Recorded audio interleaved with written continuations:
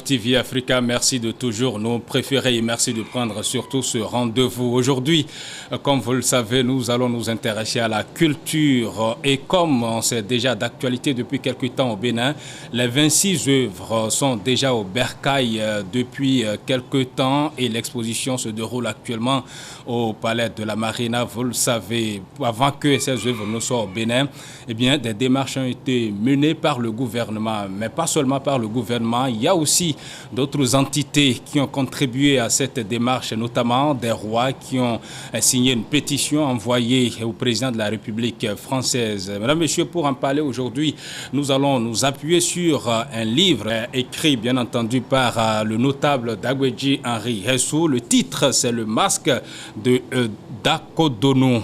Eh bien, pour aller dans le fond de cette nouvelle, nous recevons, comme je le disais, le notable Dagbeji. Merci d'avoir accepté de nous recevoir chez vous.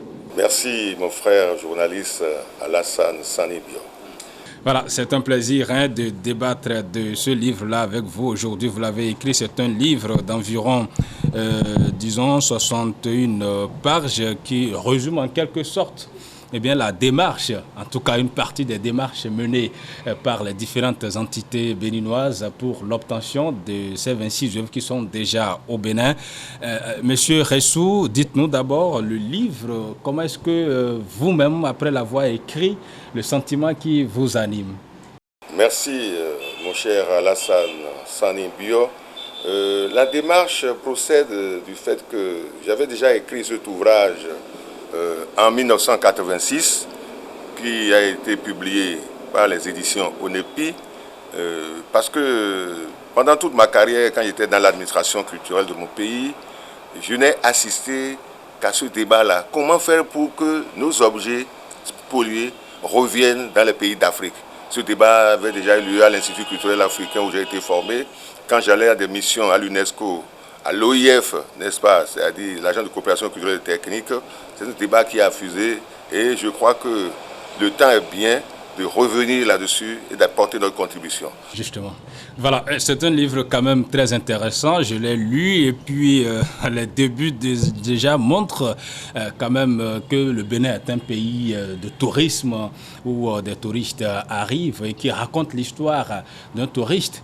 Il s'agit bien entendu d'Épinarque qui est allé dans les différents sites touristiques, notamment à Soava, avant d'aller jusqu'à Abomey. C'est de là eh bien, que, selon le récit du livre, il a essayé dans un musée de prendre un bien culturel. Il a été arrêté, en quelque sorte conduit à la brigade où il a été interrogé.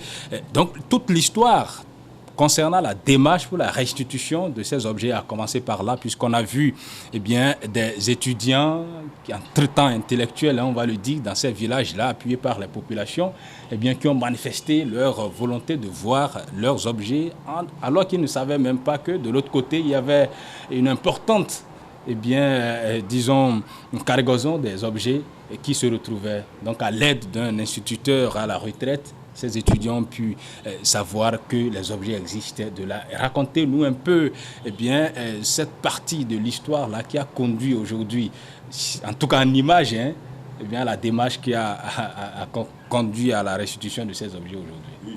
Je suis d'autant plus heureux que dans la préface écrite par le procureur Aubert Kodjo, il a mis l'accent sur d'abord le caractère fictif et réel de ce masque, puisqu'il s'agit d'une fiction, la nouvelle c'est une fiction, mais en même temps dans la fiction, dans une nouvelle, on peut coller à la réalité, surtout à la vraisemblance.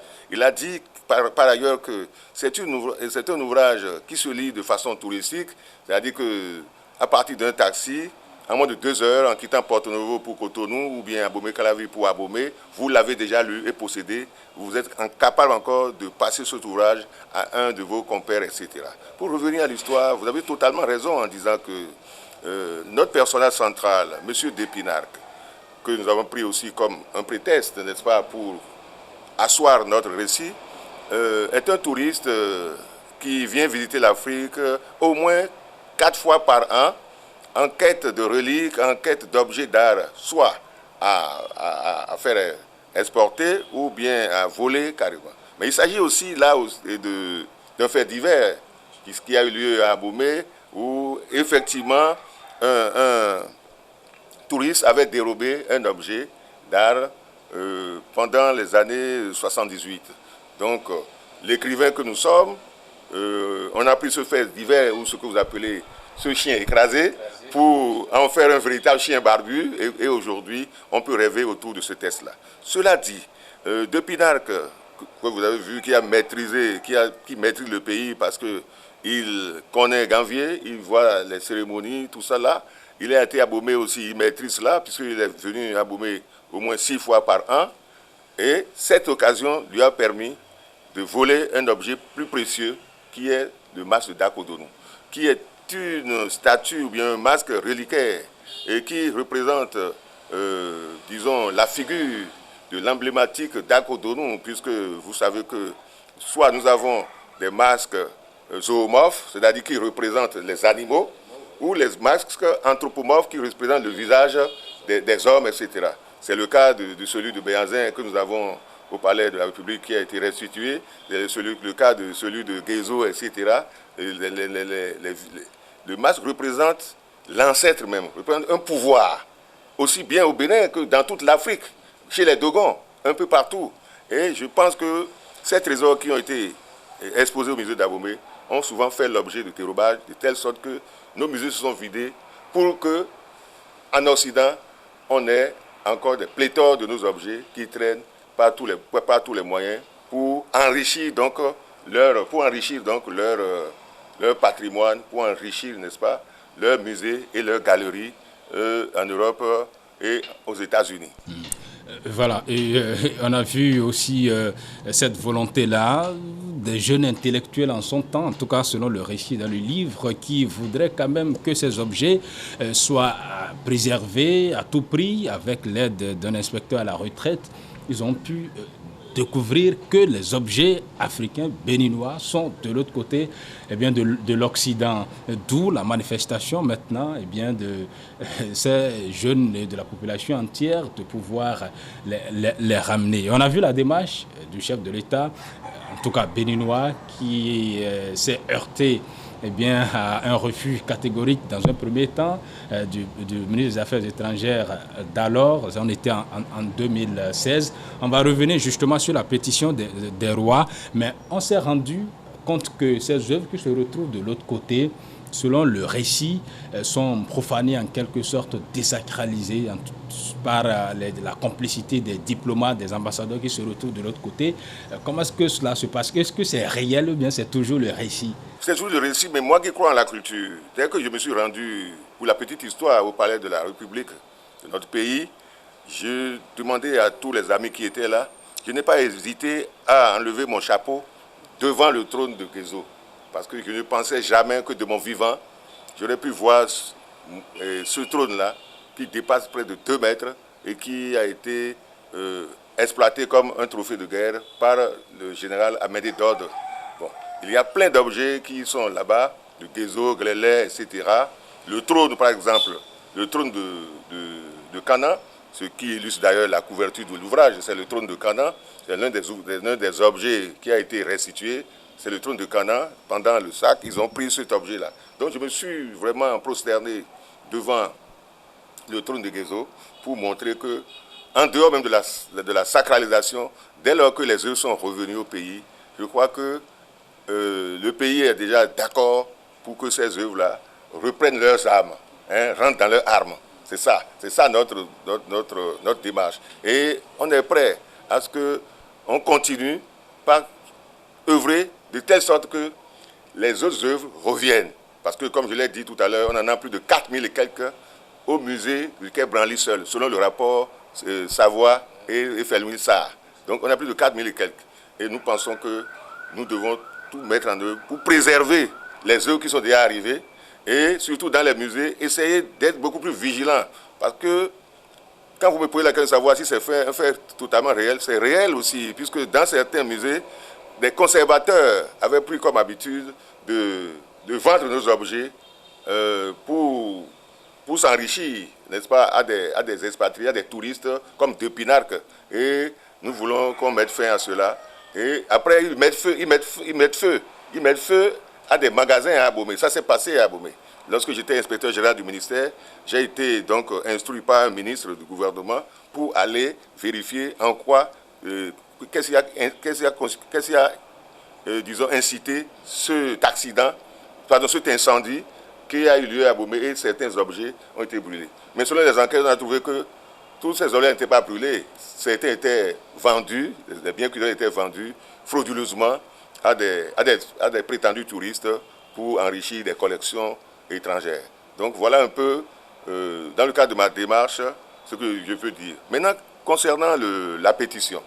La pétition, j'étais là quand le chef de l'État avait écrit, était dans la démarche, et Jean-Marc Ayrault a répondu au ministre des Affaires étrangères du Bénin, lui a donné une fin de non-recevoir en disant que ces œuvres-là sont déjà intégrées dans le patrimoine français par le principe de l'insaisissabilité, de l'imprescriptibilité et de l'inaliénabilité.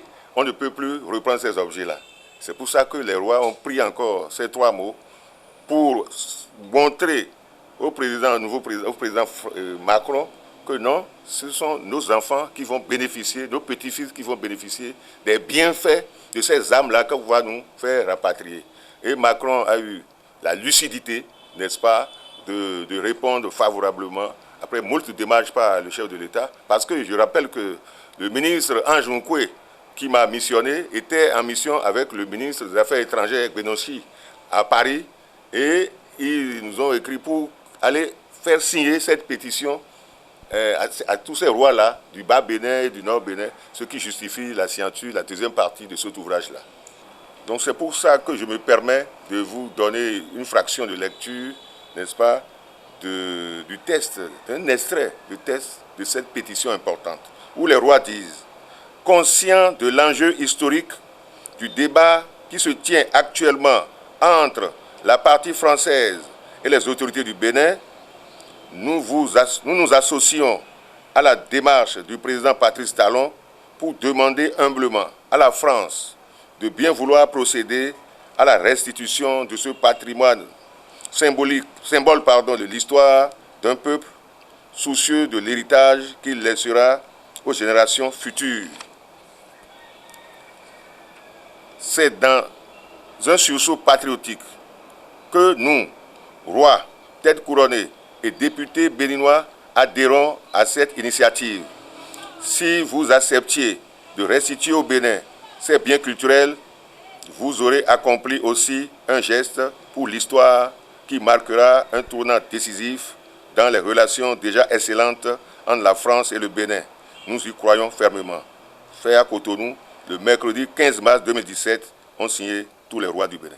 Oui, quand vous étiez allé pour cette mission, est-ce que vous avez l'impression que les rois étaient vraiment convaincus, étaient très intéressés par le retour de ces œuvres-là, ou bien c'est simplement parce que l'autorité, en tout cas administrative, est venue vers eux pour solliciter leur pétition qu'ils ont acceptée, ou bien vous pensez qu'ils l'ont fait par conviction? Pour compléter, mon cher ami, j'étais un expert coopté par l'État béninois. Et le bruit courait que les rois avaient déjà appris que la France a dit non, on n'aura jamais, on vous verra jamais vos objets. Donc les rois étaient déjà en courroux, mais ayant vu la pétition, ils ont vu que le président de la République est en train de persister. Donc il faut l'encourager à ce que ces objets reviennent en ne signant que cette pétition-là. C'est ce qu'ils ont pu faire. Certains rois, cette pétition a été signée par exemple par Feu Agoli Agbo et les Hans de Glélé autour de minuit, un vendredi soir. Et les gens nous attendaient lundi pour que la pétition soit envoyée, n'est-ce pas, au ministre qui était à Paris. Donc il y a le roi de Gongling, par exemple, qui dit que lui fera tout pour que ces objets viennent par ses propres prières. Par ses propres prières en tant que fils du Dahomey. Oui, que lui voulait même qu'on lui envoie son sator. Le sator, c'est le tam-tam géant que les gens jouent de façon funéraire, n'est-ce pas? Nos sator aussi est à l'étranger. Voilà un peu. Mais les 26 objets qui sont envoyés, comme l'a précisé le préfacier Robert Kodjo, c'est que c'est le butin de guerre de Amédée en disant qu'il a vaincu le roi Béhanzin qui a fait sa réédition à Goro. Mais retenons que Béhanzin a résisté C'est en son absence qu'ils ont saqué, ils ont fait le saccage, n'est-ce pas? Et puisqu'il a fait 14 mois de maquis. Les tests montrent que Béhanzin a fait 14 mois de maquis, que c'est à son absence qu'ils ont pris tous ces objets-là qu'on appelle les trésors d'Abomey, les trésors du roi Béhanzin.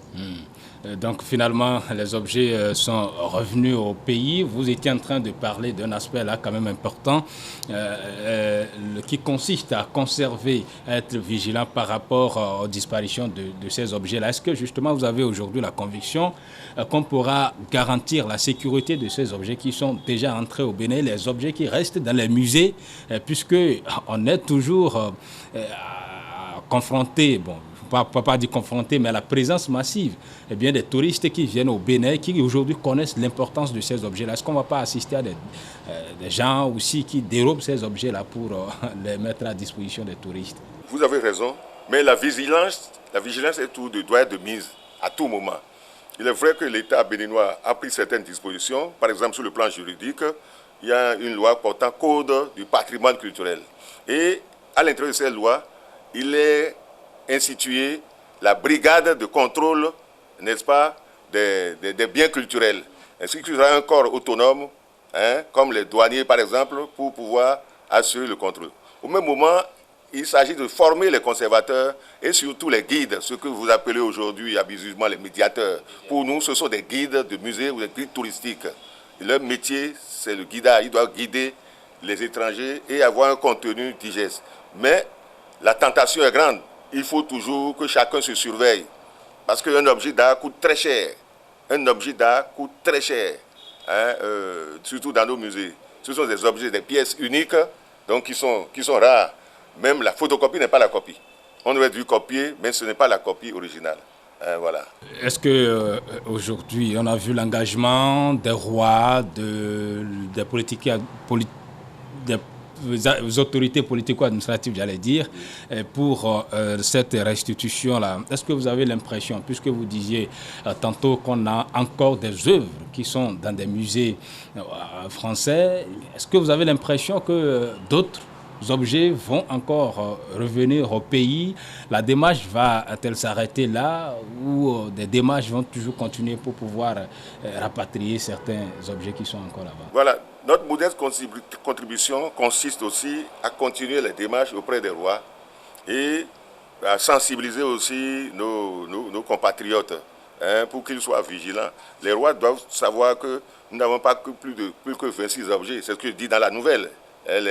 Quand les deux étudiants ont commencé le débat, l'instituteur sage leur a dit attention, il y a encore beaucoup plus, mais vous devez savoir que la coopération doit aller dans les deux sens, pour une mutuelle coopération. D'où la notion de l'interculturalité que je développe, qui a pour essence en montrant que chaque culture est égale à l'autre. Il n'y a pas de culture supérieure. Mais nous devons nous échanger. C'est pour ça que la coopération, que ce soit avec les musées français, les musées hollandais, les musées suisses et d'autres musées américains, doit être redoublée pour que chacun de nous, chaque partie, n'est-ce pas, trouve son compte. Avant de revenir sur le livre même, comment est-ce que la dissémination, sinon la vulgarisation se fera, puisque c'est quand même important, ça parle de nos objets là et c'est l'actualité.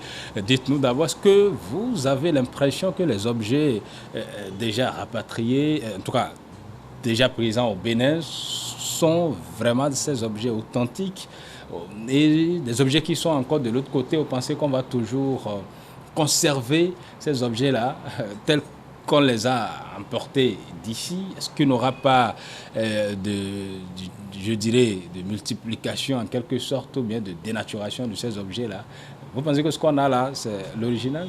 Oui, je suis allé au palais déjà plus de 2 fois. Donc, les objets sont bien entretenus. En tant qu'ancien du ministère de la Culture, un spécialiste du développement culturel, j'ai la conviction que les techniciens qui travaillent autour de ces objets et pour ces objets et pour notre politique culturelle le font très bien. Je suis très rigoureux, mais pourtant je suis en train de leur donner satisfaction, puisque quand vous prenez Alain Godonou, qui a fait l'UNESCO, qui était le guide principal, n'est-ce pas, qui travaillait avec les premiers, qui travaille là-dessus, je crois que c'est un bon nom, une belle adresse. Il a passé tout son temps à faire a créé l'École nationale du patrimoine africain et a formé des gens et a fait l'UNESCO, etc. Donc c'est un collègue, je fais confiance à tous ces collègues-là qui travaillent. Mais il faut leur dire que avant d'aller à la retraite, de former d'autres jeunes, de former d'autres esprits pour que nous puissions pérenniser, n'est-ce pas, ce tatou que nous avons pu avoir à l'occasion donc de la restitution de ces biens. Et voilà. Maintenant, juste ce que je disais, est-ce que les biens, parce que certains disent, surtout les profanes, disent que ces objets-là, depuis ces années-là, des siècles, on ne peut pas quand même les maintenir tels que ça a été importé du Bénin. Est-ce que vous pensez que c'est l'original? C'est toujours l'original, puisqu'il y a des matières pour entretenir les biens culturels. C'est une profession. Il y a même, dans le corps médical, il y a une spécialité qui s'occupe du traitement des différentes matières. Soit c'est en fer, on a le traitement qu'il faut, soit c'est en cuivre, on a le traitement qu'il faut, soit en plomb, n'est-ce pas, pour certaines armes, le traitement qu'il faut. Plusieurs bois, plusieurs catégories de bois. Par exemple, l'avzilia, par exemple, a son traitement. Donc, au niveau de ces musées-là, dans le cadre de la formation qu'on donne aux gens de l'EPA, de l'École du patrimoine africain, il y a donc ces modules pour leur permettre d'entretenir, de conserver, d'entretenir les biens culturels par matière. Voilà. Voilà, le livre est vraiment très intéressant, c'est lisible avec des caractères bien propres, c'est éducatif, c'est informatif, à la portée même des élèves. Est-ce que vous pensez qu'il serait important quand même de réveiller la conscience des jeunes apprenants avec ce livre-là, ou comment est-ce que vous pensez faire la vulgarisation, la dissémination de ce livre au sein de la population? Merci beaucoup. J'avais l'habitude de publier de gros livres à la retraite maintenant. Maintenant, j'ai vu qu'à cette occasion-là, ça ne sert à rien de publier un gros ouvrage, étant entendu que les gens n'ont plus le temps de consacrer leur temps, en tout cas, à la lecture. Mais plus c'est digeste, c'est-à-dire c'est plus simple, digeste, précis, en moins de 2 heures de temps, nous pouvons parcourir cet ouvrage-là. Donc, je voudrais qu'au niveau des établissements scolaires, comme je l'ai fait pour l'ICA, pour Bakita par exemple, et on puisse vulgariser cet ouvrage-là. Et surtout, en dehors de la nouvelle qui est un genre particulier, apprendre aux élèves ce que c'est qu'un personnage central d'une nouvelle, ce qui est différent d'un personnage central d'un roman ou bien d'une pièce de théâtre, par exemple, bien d'un conte. Vous avez noté que dans la nouvelle, qui est un document fictif, le personnage central qui est de Pinac a été suivi du début jusqu'à la fin, jusqu'à son départ pour la France. De la même manière, lorsqu'on a introduit 2 étudiants, Serge et Ricardo, mais ils ont lutté. Eux, ce sont les promoteurs, la jeunesse et les promoteurs du patrimoine. Puis ils ont dit l'art africain au service de l'Africain, oui. L'art africain au service des étrangers, non. Mais le vieux leur a dit attention, il n'y a pas que ça. On a besoin aussi des étrangers pour pouvoir diffuser notre culture dans le cadre de la diversité. Et je pense que dans les établissements scolaires, on peut donc promouvoir cette nouvelle-là. Deuxièmement, la pétition elle-même doit être enseignée dans les universités. C'est un document original. La Côte d'Ivoire n'a pas pu faire ça, parce que la Côte d'Ivoire, leur objet, ils ont bénéficié d'un grand tam-tam.